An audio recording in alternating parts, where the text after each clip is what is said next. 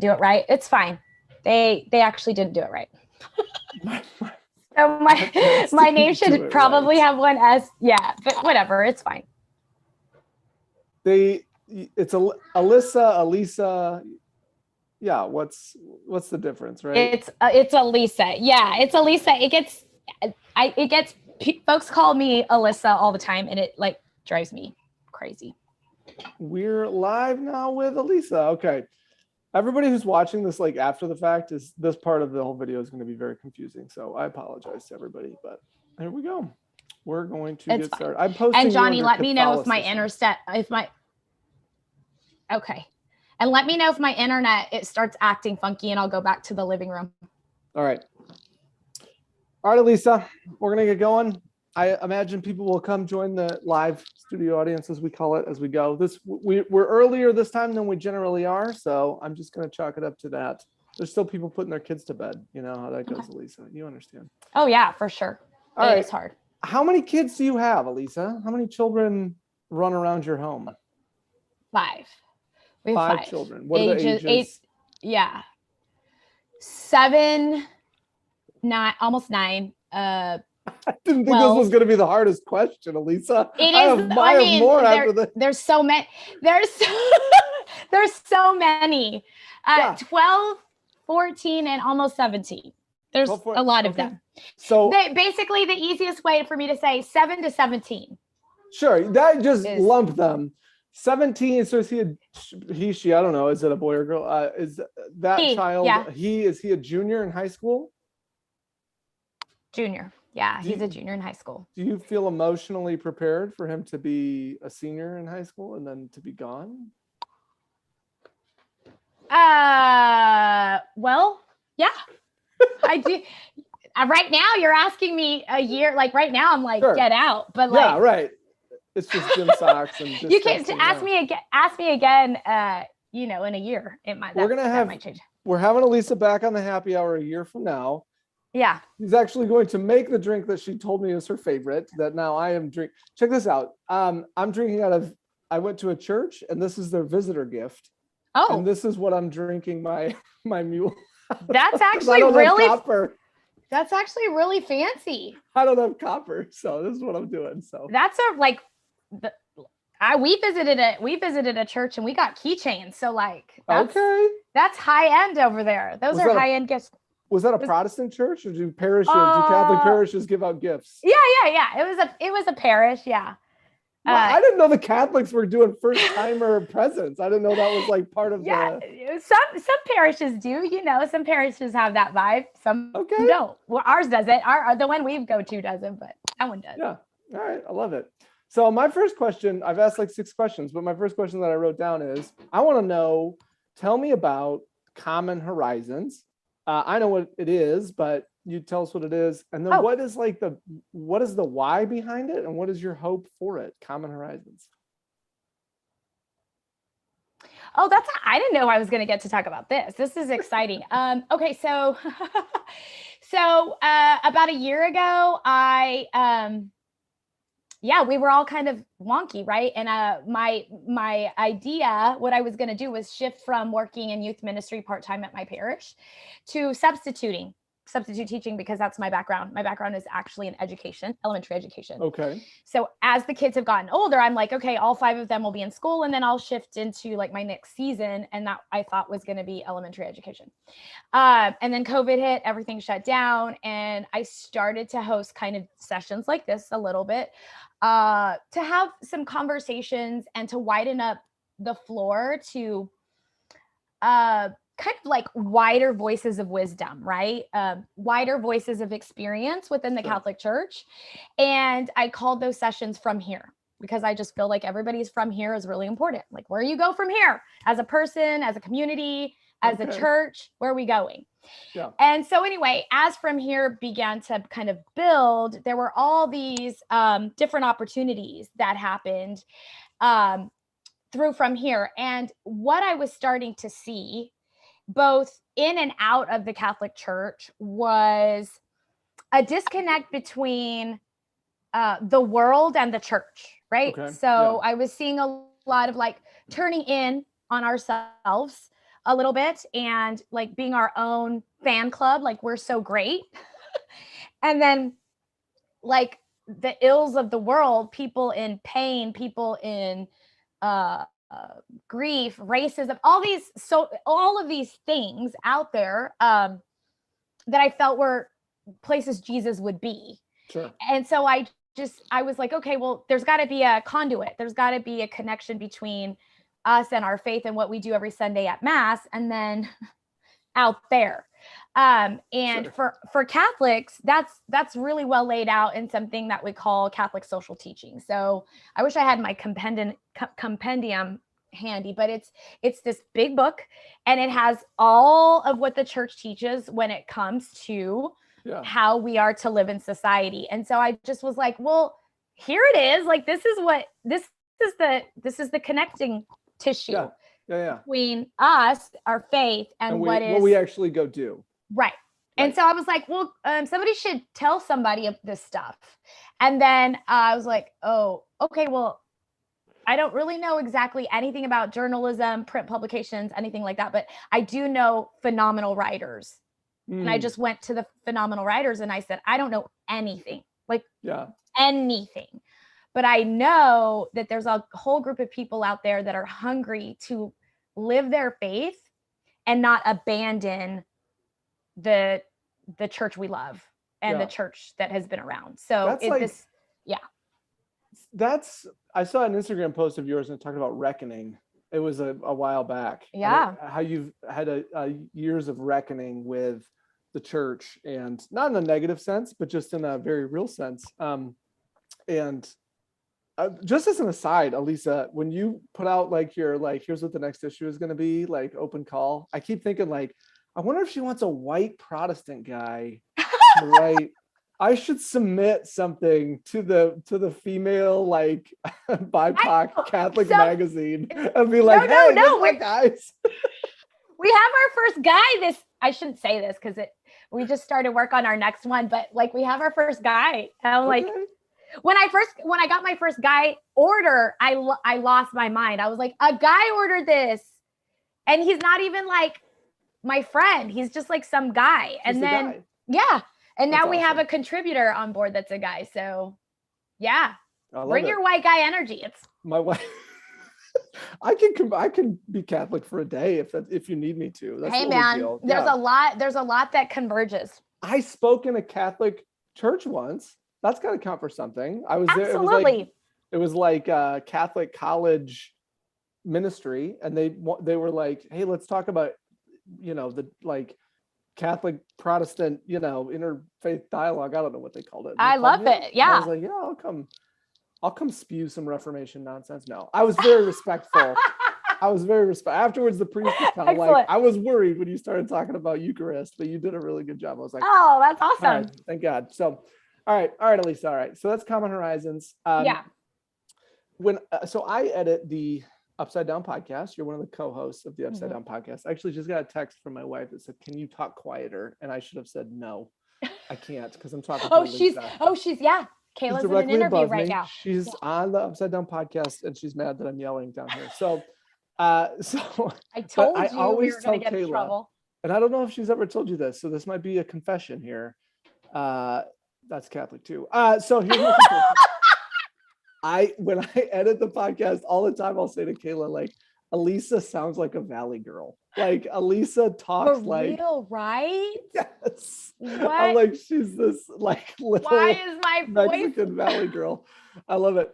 But I think you when I think Valley girl, I think like the blonde, the ditzy. Yeah. Oh, you're right. Is there a little bit of that going on for you, Alissa? No, I'm a little bit of like, I think I texted you earlier and I was like, I just feel like there's not a really good understanding of on the podcast, like for our listeners, like what a mess I am, because like I bring like my A game, I bring like my this is the place for your D level work. Yeah. Sorry. So spiritually, like I try to really, but like I'm a little bit of a mess. All my people close to me know that, like, when it comes to like mothering my kids, A game. Yeah. When it comes to like myself, just not really, not really together. Just losing stuff, forgetting Losing things. stuff. Yeah. Showing up Can to barely stuff with, dress yourself. yeah. Like showing up to stuff with my shirt like inside out and like, yeah. That's good though. So that Valley girl like vibe. It carries over. Yeah, it carries over. I like that. All right, Alissa, I asked you to come on to Happy Hour specifically to talk about what the story that I call Our Lady Guadalupe. I don't know if there's a better name for it than that. That's fine. Yeah. So here's my preamble, my reference for why I'm asking this question in the first place. Alissa, I set my computer on my Bible and I just saw bent pages, and I might go to hell for that. I think it's certain. Yeah. So I learned about this in college. I was in a class about, it was a religion class. I don't remember the name. And I learned the story of Our Lady Guadalupe from a white lady. She was teaching me, a white man. And we were, it was mostly white people in the class, if I could just say it that way. But I wonder, what is this class that's bringing up Our Lady? Yeah, well, so that's the thing and that's what I liked so much about the story when I learned it is what a difference it made. I don't want to tell the story for you, okay? But the impact it made on me was so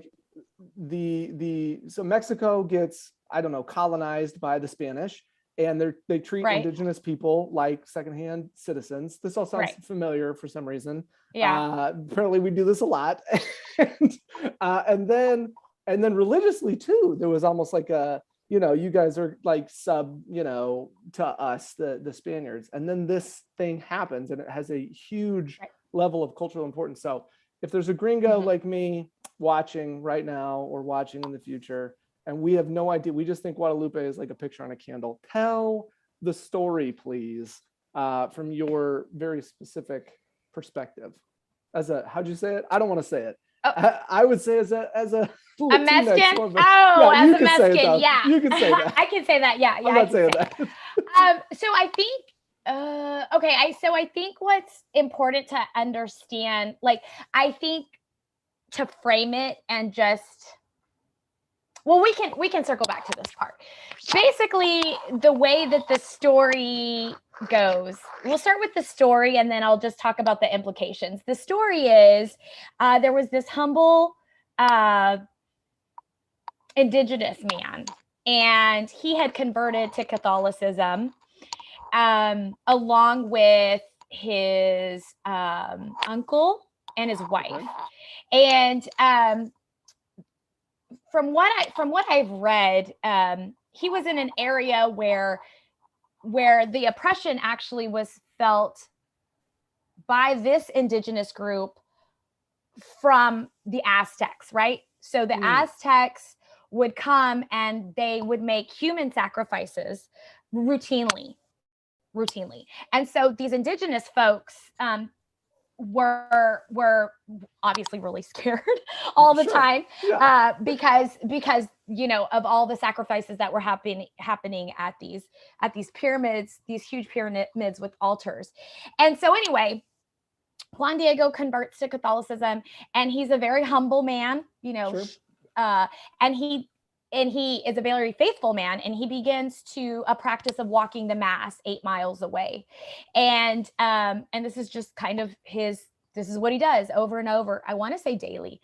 And then one day, just out of nowhere, the mother of Jesus, this beautiful woman that looks like him, is mestiza, so is darker, comes and addresses him and asks him to address the bishop and say, I would like a church built here. And he was like, he knew who she was, and he was like, he's never going to believe me. And he was right. He went to the bishop, and the bishop was a very humble man, took his responsibility to protect the culture of the natives that were there, the indigenous people there, seriously. So it wasn't like he was like this guy that was like, we don't care about you or your culture. He was known and he was well loved, but he was like, Juan, you got to understand, we don't have a lot of money. Like this doesn't sound logical, right? And so he goes back and then just kind of tries to not like deal with it. And then Our Lady again approaches him and says, I really, so it kind of goes on like this. There are some kind of winding parts that are really beautiful, but in the end, the bishop's like, I need a sign. And so it's December, the ground is frozen, and on a hill, he's overwhelmed with the smell of Castilian roses, and he goes, and there's like a bajillion roses, and he's like, my sign, it's the sign. So he, cuts the roses, puts it in his tilma, which is kind of like a poncho, and he goes to the bishop, and they don't want to let him in, the door guys by this point, and he just, he rushes in, and he throws down his tilma, and he wants to show them roses, and what they end up seeing is an image of Our Lady, which is now the actual tilma is in Mexico City at the Basilica.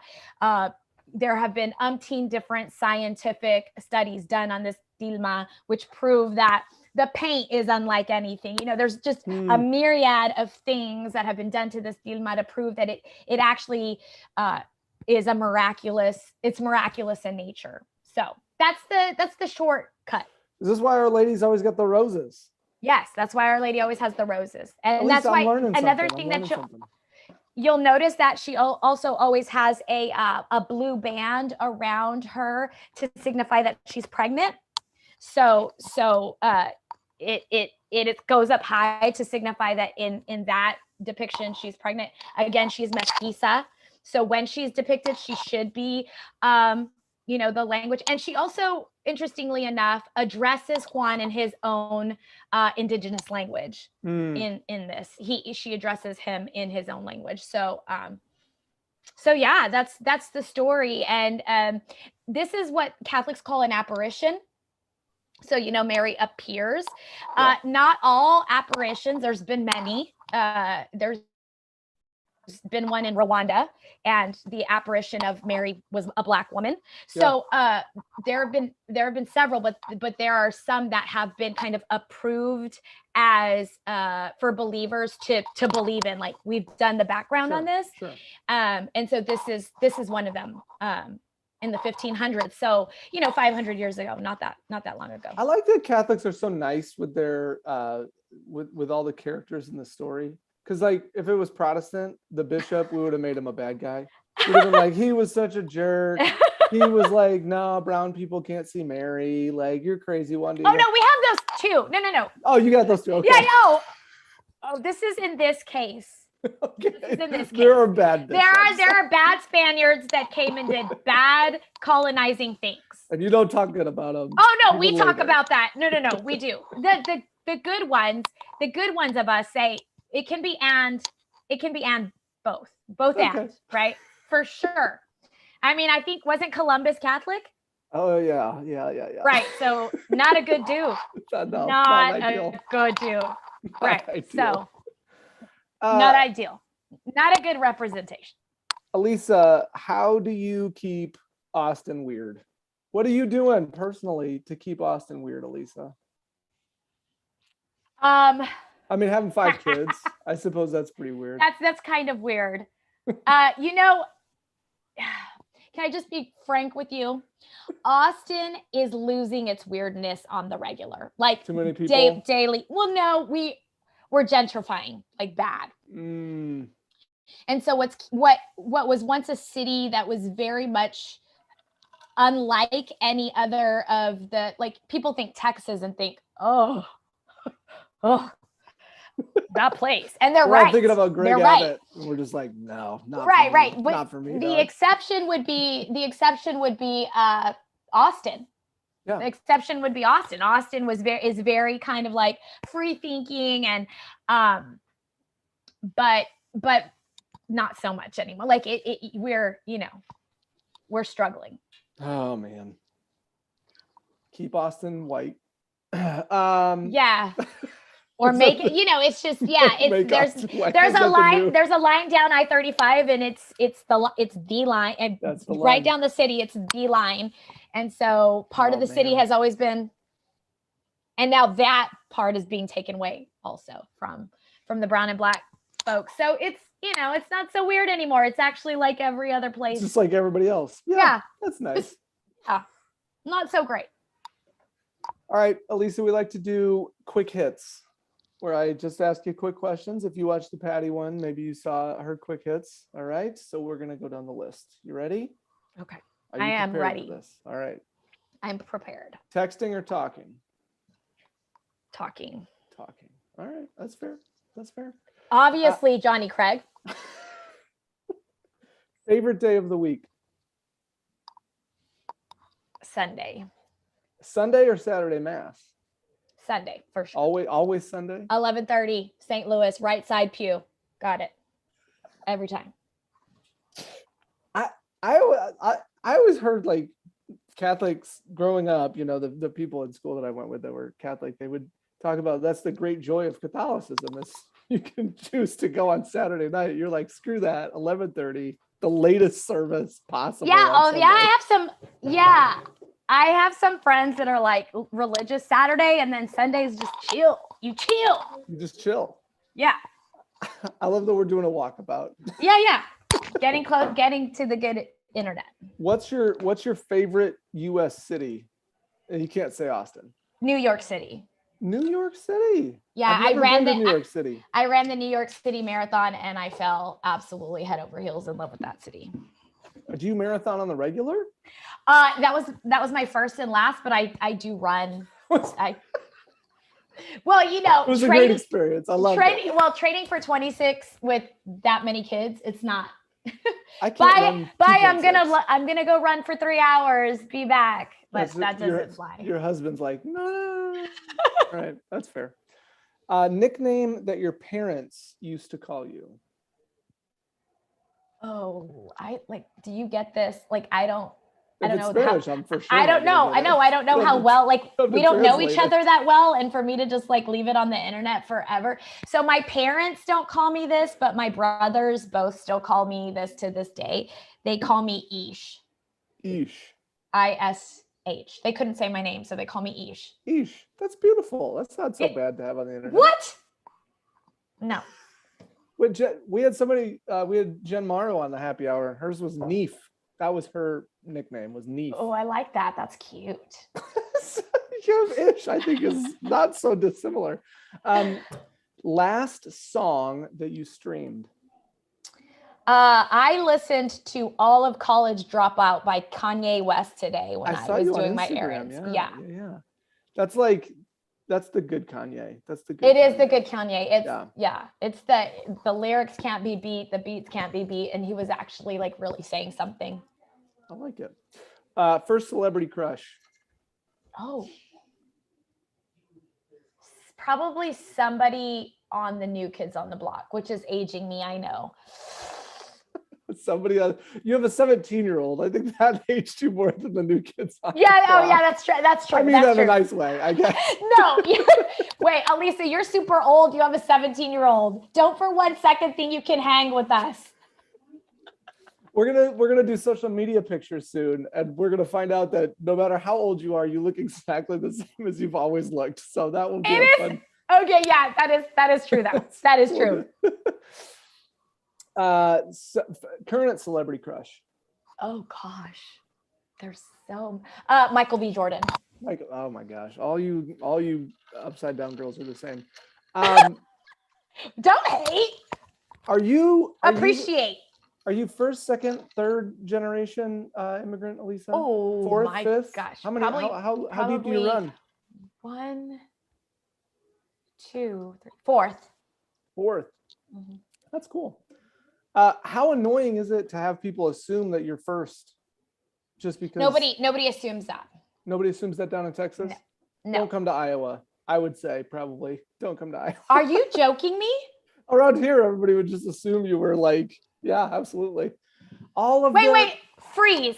Johnny Craig, are you for reals? I'm never going to Craig Moore Maynard. Wait, is it Craig Moore or Maynard? The Craig Moore is what Kayla The calls it. Craig Moore. Most of the, I can't say all, right? But many of the Mexican immigrants who are in Iowa are first, second generation. Yeah. So Wait. it's not a border state. Hey, It's not I'm like gonna there's need been you a to lot send of data crossing. on that. Like, send data on that. Is that serious? Yeah. Send me the data. I don't know. Okay. Okay. Find the data. I'm gonna send you my email address.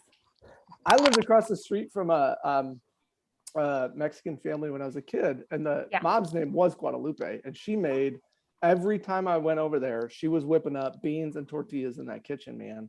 And it was like the greatest thing ever.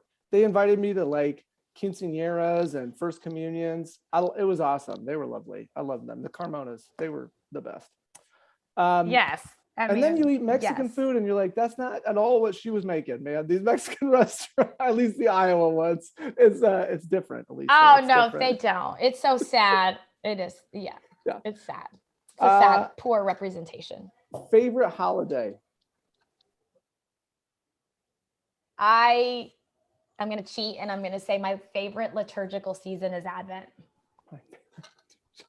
That's so Catholic. Sorry. That's so Catholic of you. It is, but it's 6 weeks of, it's the best. I love it. The best. I absolutely love it. Would you rather have invisibility or super strength? Oh, invisibility. Is that a question? Everybody so far has said invisibility. What would you say? It's all women so far. And I what wonder would you say? if I would say super strength. And I just wonder if there's a gendered thing happening there. I don't know. What could super strength give you that invisibility could not? You could pick up like cars. That seems like pretty cool to me. Okay. No. If you were super strong, you'd be able to jump super high. You know what I'm saying? No. I think that's an assumption. Your legs would be super strong, though. You don't think that would give you more lift? No. I think it would make you more heavy. That's fair. Fill in the blank.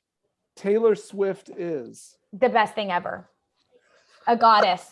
You are a Valley girl. It's the best. I love it. I'm going to ask two more. And then what I like to do here is say, if you have a question, you people watching, I shouldn't say you people, lovely guests. Friends that are watching. Yes. If you have a question, throw it up in the chat for Alissa. It can be serious. It can be light. It doesn't really matter. Somebody asked what's somebody's favorite room in the house. Favorite childhood TV show. Oh my gosh, we can't do this. Like, that is such pressure. Probably Thundercats. I love the answers to these questions. Wait, do you even know what Thundercats is? Yeah, I know what Thundercats is. You do? Yeah, I've never watched it, but like I know what it is. Yeah, Thundercats probably. When I was a kid, this is my second that I brought in. When I was a kid, I was not allowed to watch Captain Planet. For real? Why? We were fundamentalist Christians, man. That's like earth worship. You can't be like messing around with that. For reals? I can't believe I'm talking to you for this, Alissa. The way I was raised is like, you're probably. I'm going to hell. Yeah, for sure. Woo! I'm glad I made the cut. Ooh. I'm glad that I've grown. Can I just tell you, I did not know that really a lot. I didn't really understand that until my kids and I and my husband on Sunday nights, we watch The Chosen. We watch one episode, we grab pizza, and then I'm able to like kind of talk to them about, that's St. Peter, that's, St. John the Baptist. Like we kind of bring things alive. And I got a notification for something that I follow on social media for Chosen. And the guy who plays Jesus is Catholic and he went to see the Pope. Yeah. And when I tell you that the Christians came out for us, they came out. I love that you call us the Christians. I'm out here trying to be like, you guys are Christians. You're right. No. The evangelical group. Yep. Yes, the evangelical Protestants did not have really good things to say about us. Look, I wouldn't take what they said. I was afraid for my life. You'll be all right. Okay, thanks. Phew. Favorite childhood TV Thanks. show was Thundercats. Okay, I like that. And then Probably, yeah. do you double dip, Alissa? If I'm at home, yes. In like the public Yes. bowl? That's fair. It's your family. No. Who are these not people? In the public bowl. Who are those people? I don't know. I had a party for Kayla Here. once. No. And somebody came and got very intoxicated, and he dunked his carrot deep into the ranch dip to the point where it was up to his knuckles. And it was like, we threw away the ranch dip at that point. Nick says He-Man. And you I feel observed... like Thundercat and He-Man are like parallel track television shows. Is that Which is fair? Crazy because I never watched He-Man, but I Okay. did watch Thundercat. Well, yeah, that's but good. it was around the same. My husband was a He-Man watcher. Okay. Very Yeah. good. Your husband, Junior. My husband, Junior. It's Juan, but his dad was Juan, I am Juan. and everybody knows him as Junior. Is there a formal version of Juan? Are you for, like, actually Johnny? Jonathan? Like, is that Jonathan? But there's no like, is there like an equivalent Jonathan? to Jonathan? No. Jonathan. That's perfect. Jonathan? Perfect. No, for real. There's people named Jonathan? Yeah, That sucks for them. probably in Iowa. Juan is better. Probably. They're probably fourth generation and I'm just racist. I don't know. No, That could be they're the first. case. They're probably first or second. Okay. To be fair. All right. Alissa, we're gonna go back to a serious question. I Okay. want to know about your stroke. How long ago was this? And what was that? I think my deeper question is not just like, tell me about having a stroke. It's more like, did that bring you to like a different place when it comes to like thinking about your own mortality and thinking about the value of life that you had lived and wanted to live? Can you talk about it in those kinds of terms? Yeah, absolutely. I mean, I was home with kids. This was about our youngest, our 7-year-old was just about to be 1. Actually, it happened just a few days before his birthday, and my cousin was visiting, and I went upstairs to grab a kite because we were going to go to the park. She was randomly here, had never visited this town, was driving through and just happened to stop off. And I couldn't, I saw the kite, but I couldn't grab it. And so I just thought, well, that's weird. My brain and my arm. But by the time I got back downstairs, I was back to normal. So I was just like, well, that's weird. Let's just keep going. Let's just keep going to the park because that was just, I don't know what that was. So yeah, that's what you do. You're a mom. Everybody's loaded. Might as well still go to the park. Right. So I did, my mom was working in the ER as an interpreter, as a translator. And so I just put in a call and said this weird thing happened. By the time I got to the park, which was a 2-minute drive from here, my entire left side of my face just wasn't working. So it wasn't a minor stroke. It was a major stroke. Yeah. Called 911. They got me, called 911, but also called my uncle, who's a paramedic, and he told us what hospital to go to. That hospital has a neurologist on staff in the ER. So I made it to the ER probably, I guess, within a very small window where they can give you something that it's called a clot buster. They puts it, and the clot gets all busted up. And so, I ended up coming home, healing, okay, coming home. And it really did just, I've always lived my life on purpose. But nothing makes you see how stupid half of what happens on the internet is. Like knowing, like, y'all, this is what we're going to be passionate about, y'all. Yeah. This is what we're going to be angry about. This is what we're going to use our finite breath to get in a comm box about. Not me. You will never see me on Facebook in a comm box argument. You won't. Because for me, I know I have finite breath. And so I'm not going to use my time. Yeah. Nope. No. Yeah. All right, Alissa. I like to swerve wildly back and forth across the road between serious and light. So we're gonna look at some pictures. Is what we're gonna do. I'm gonna have to pin myself. I think we're gonna go gallery, and then I'm gonna pin myself so that we can all see these pictures. And then if anybody's watching on YouTube, they can see. These are pictures just culled from your Facebook, from your social media presence. This is the best Zoom I've ever been on.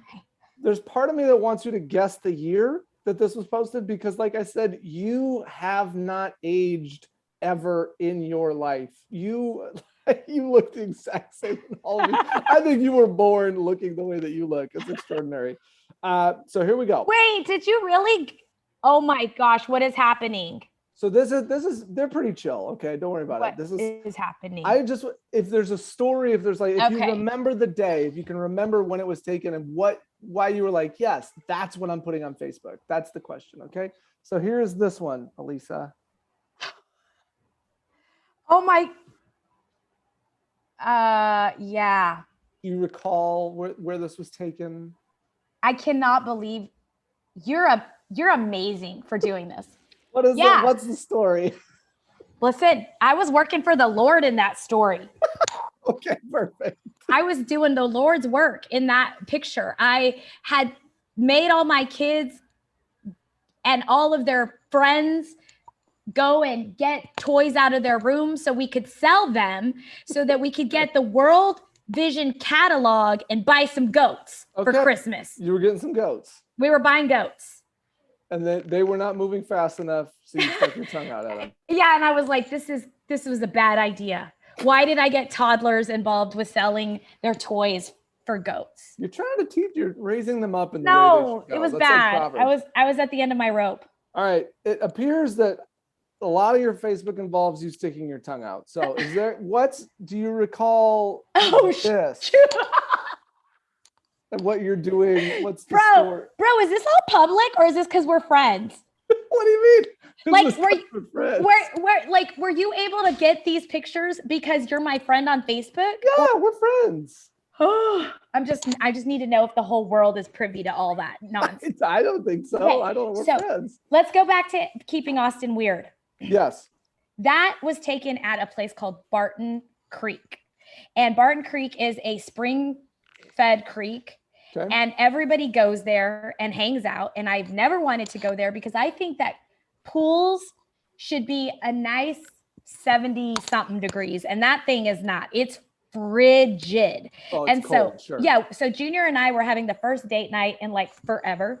And we went because we lived here forever and we hadn't gone. Right. And I jumped in and I was like, never again. I'm done. Never again. You look like you're making the face. I'm just going to pin myself one more time. You're making the TikTok, like I understood the assignment face. That's what I see here. That's all I see. So that was like, I did it and yeah. I'm the best. My kids are used to me saying I'm the best at everything. So that's what that face was. This picture, I'm just going to share the date with everybody. This is from the year I was married. This was taken 5 days after my wedding day. Oh my gosh. So 2008. This is June 11th. I was married on June 6th. Okay. This is you. Oh, look at cute you are. That is one of my favorite pictures. What's the story? Is there a story behind? Yeah, I could do this literally all night. So that was our son had turned 2 years old.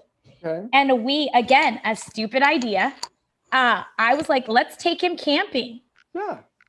Because that sounds amazing. With all of our friends, let's go camping. And so we went camping and the kid freaked out. Didn't like it. No, my husband and I ended up driving around the small town to put him to sleep and driving back into camp at 5 a.m. And that's probably a picture of the day after. We still love each other. But we literally have never done that again with small children. Never gone camping with small children again. Junior is wearing a Red Sox hat. Heck yeah. There's not enough freaking baseball down in Texas. He's got to export his fandom all the way up to Boston. Yeah. Actually, for his 40th, I surprised him by taking him to Fenway. Was it tough for him when the Sox went down 3-2? Or does he still have hope? What do you mean? That's not true. They're down to the Astros right now. Yeah. Babe. In the series. Are the Red Sox down in the series? You're not even keeping up with your man at this point. You need to go to an evangelical marriage conference. They'll tell you all about how his interests have to be your interests. Okay, we're going to do one more picture. Go to the evangelical marriage retreat. Anyway, they'll tell me how your interests need to be primary in our. It's true. Okay, this is the last picture. Pulling up Facebook pictures. Oh my! What is? Oh yeah. I like that it starts with like you might have been high or something and you don't remember, but not. Then the story comes back to you. Bro, I think I'm pregnant, and I'm always pregnant, and You're pregnant? Yeah. Yeah. You're pregnant, and you with my went to fourthborn. see. Wait, what date? Knockoff- What date is that? What date Did is you that? go see Knockoff Blue Man Group that No, night? man. Or what is this? It's the world's worst place. SeaWorld. Oh, That's SeaWorld. Oh no! We pulled up a picture of you at SeaWorld. That's so problematic. I hate SeaWorld. It's 2012. Yeah, I was pregnant. It's 2012, and you personally decided that you don't care about killer whales or conservation. All you care about is your own entertainment. Wow. Wow. Wow. I was making a dream come true, and I hated every bit of it. That's what we do for our kids. We make their dreams come true. And that's exactly right. Alissa. Cognitive dissonance, isn't it? Yes, we do. I spend a lot of time in cognitive dissonance. Yes, absolutely. Alissa, this has been lovely. We talked about Our Lady Guadalupe. We talked about Juan Diego. We talked about Common Horizon. We talked about having a stroke. Yeah. And in the midst of it, we somehow also had a good time and talked about SeaWorld. So I'm grateful that you were willing to jump on here and hang out with me tonight. Super fun. Sorry about the internet. There's 7 people. Homework's being done. But I would do this anytime. This was super fun. And I feel like somebody needs to do this to you. Like, I'm going to go and Facebook stalk all your pictures, and I'm going to start texting them to you and be like, what's the story here? And what's the story? What's going on here?